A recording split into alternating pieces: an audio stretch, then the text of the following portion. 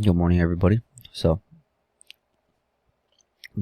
last night we were analyzing this off of H4 overall.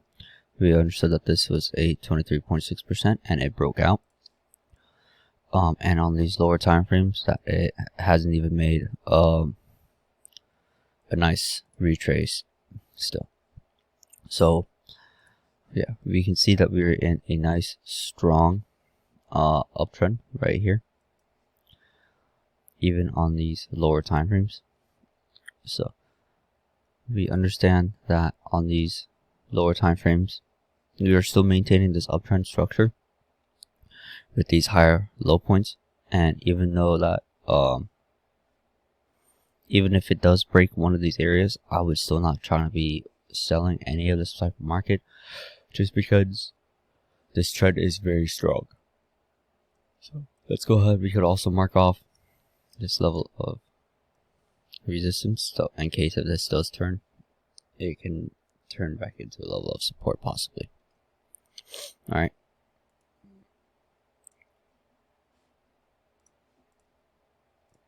So yeah, as long as we maintain these lower time frame structures, we are still good for an uptrend. In fact, with these little pullbacks that it's doing, I would try and take advantage of it, just because the trend is very strong. Going on to GJ. Similar situation. We did hit TP1 based off of our main fib that we kept on having to modify, due to this strong trend that it is creating right in here. So with that, we could even draw. I don't even want to do that. Now, off of H1 is probably a little bit better.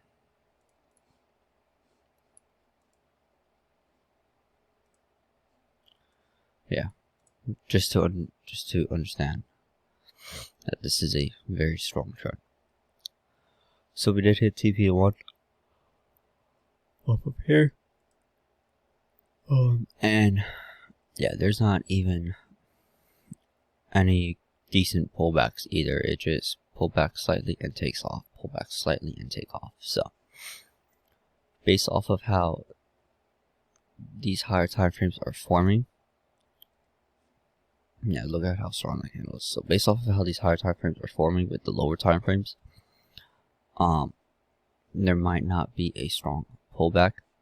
So on these, you might have to even drop all the way down to M5 or even M1 just to be able to see the the transition to possibly maintain this strong uptrend that we're seeing. Right, on AU, yeah, we are maintaining this uptrend that we saw on M30. Again, similar situation to where we have not even broke. We haven't even retraced at 38.2%. Now, here, seeing how we are making these lower high points. So, first lower high, second lower high, we could start seeing a pullback to around possibly 38 or 50%. And here, excuse me. And we do see the fact that this did find an area of resistance as well. So we're still trying to aim for that negative 27% based off of this H4 fib, which does have some confluence around this daily time frame resistance. Yeah, this main level right here, we can see that level off of weekly time frame. So that is a strong level of resistance that we are aiming for. But first,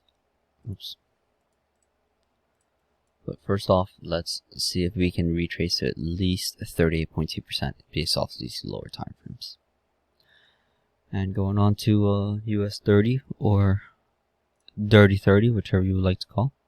So on this H4 time frame, we did break this main level of resistance right here.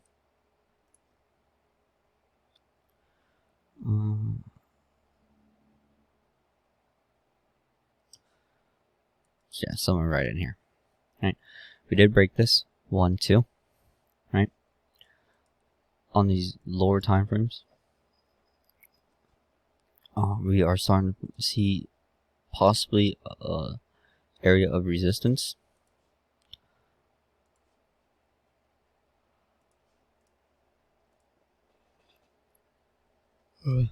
Or not even yet, because we are still maintaining this uptrend. Right, this entire area was just tested, and if we go one time frame lower, which is very sloppy, so I would stick to around M15 and see if it respects this level of support. Then we are still aiming for that negative 27%. If not, we're still going to be aiming for that negative 27.7%, whatever. Just this lower time frame is just making structure. Now, if we see here, based off of this H1, H2, we can see that 50% has confluence right around it. So if this does break, we are going to be aiming for right around here to enter. So that's about it. Let's have a good day, and I will catch you on the next one. Peace.